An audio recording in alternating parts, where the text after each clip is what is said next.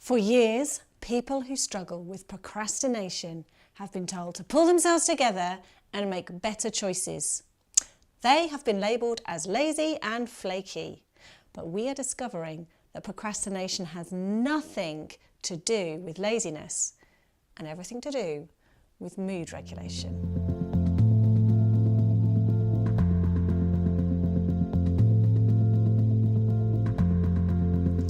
Hey, I'm Naomi Light, I'm a life coach, and in this episode I will be giving you a guided route out of procrastination.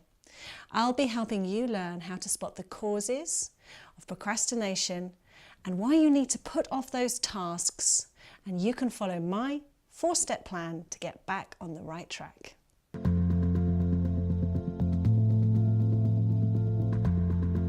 According to Dr. Piers Steel, who's the author of this book, The Procrastination Equation, How to Stop Putting Things Off and Start Getting Stuff Done, says procrastination is not laziness, it's self-harm.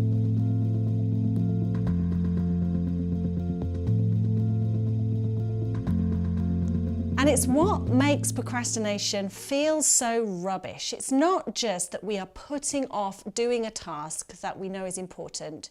It's also that we know this putting off is a really bad idea, but we're doing it anyway. Why do we self-harm in the form of procrastination? Well, the technical answer goes like this. It's because of the primacy of short-term mood repair over the longer-term pursuit of intended actions. Or, putting it more simply, we have an emotional short circuit.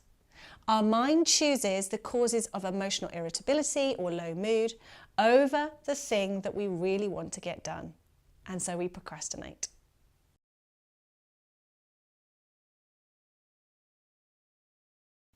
But just like with any symptom, procrastination interrupts our well-being, and it can be a key for us to ask open questions about why it's there. And it itself can lead us to more well-being, more wholeness, and more effectiveness. So, if asking open questions is the key, then what questions could we be asking ourselves if we find ourselves sharpening pencils when we should be filling in our tax return? Well, I use a simple formula for dealing with emotions. It can be summarised as RULE, R-U-L-E. It's a method that enables you to rule over your emotional world. Firstly, R stands for recognise. Become aware of what is in your life. Stop the automatic thinking and be present to yourself. U is for understand. Look deeper into what the symptoms and behaviour of procrastination mean to you. Reflect on why they might be there. L is for label. Avoid the polar traps of minimising or catastrophizing and get really honest about what is happening. And then E is for express. Don't jump right into trying to change your behaviour. It probably took you a while to get here and to accumulate the habits that got you to procrastination. So just be with what is and be patient with yourself. The road out of procrastination is a habitual path to good habits. To understand how we might apply the RULE method, I'm going to use an example from my life of procrastination. Yes, I too am a procrastinator. I procrastinate about mundane tasks like recording my expenses at work. I put them off some more, and then I panic about having enough time to deal with the pile of receipts on my desk. So, taking the example from my life, this is how the RULE method would work for me. Firstly, I would need to spot that procrastination is a pattern in my life. And then I would need to use the R for RULE. Recognise the emotions at play. Remember that it's not just about trying harder. It's not just applying about more self-control. It's working out what the emotional draws on my attention are. So I would focus in on me. I might close my eyes and do some introspection and name that emotion. And for me, the feeling that causes me to procrastinate is irritation. I'm irritated about needing to do the tasks of filling in my forms and reconciling my receipts. And then I might ask myself, well, on a scale of 1 to 10, how intense is that feeling of irritation? 10 would be extremely intense and 0 would be barely perceptible. So for me, it would be about a 3. And then I might ask myself, how often am I feeling this irritation? Is it every hour? Is it every day? Or is it every week? Then I have some handle on observing and understanding what my emotions are telling me. But paying attention in this step requires me to focus on what is without judgment. I shouldn't get on a guilt trip about how awful I am or whether I should or shouldn't have done something last week.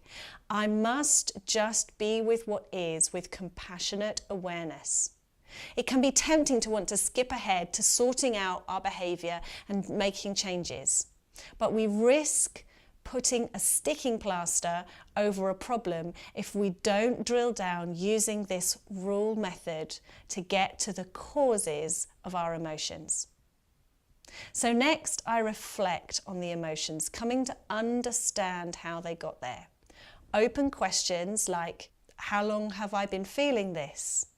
When did I first feel irritation? Why might I be feeling irritation? How does irritation manifest in my body?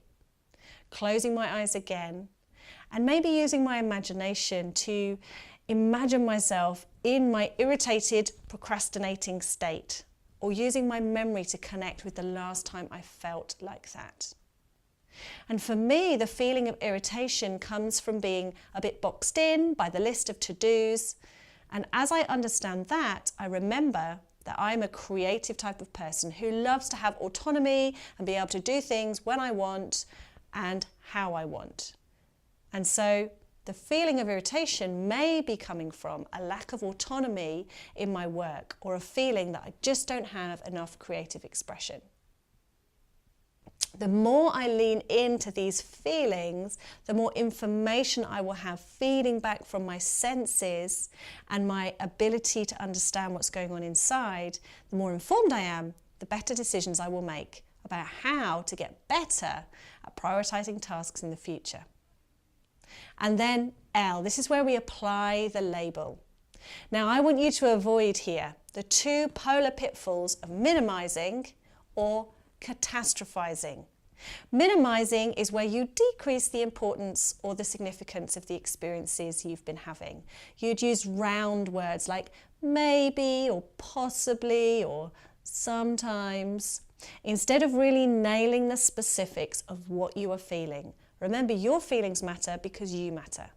And then catastrophizing is when you overemphasize your experiences using permanent words like always or never or can't, and that's not helpful either because it just jacks up the feelings and can overwhelm you with negative experiences. So for me, I might say, rather than I'm always procrastinating, I hate doing my expenses, this is terrible, which would be catastrophizing, or yeah, it's hard sometimes, which would be minimizing, I might say, I'm having difficulty with my experiences of irritation coming from feeling boxed in or hemmed in by tasks to do. Full stop. I resist the temptation to talk about how I'm going to fix it because L is just about labelling.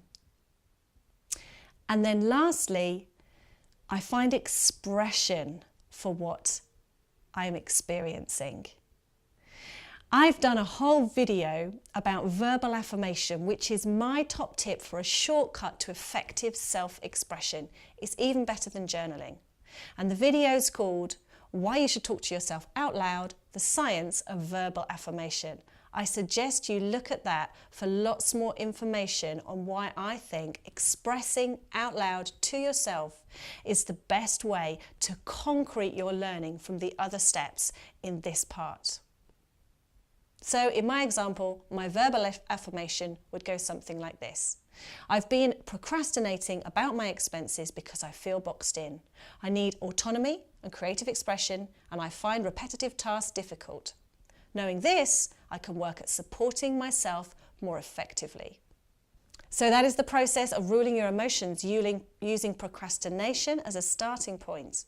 You can see how just becoming aware of what is inside of yourself and reflecting on where it might be coming from is going to naturally lead to empowerment. You're going to want to change and you're going to find ideas for how to change.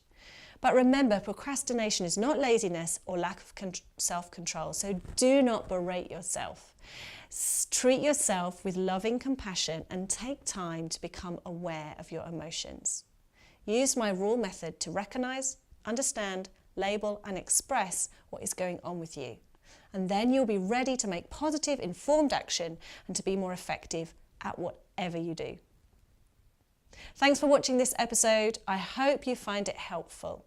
I'd love to hear your comments and for you to subscribe to my channel because it really helps me create more resources for your life.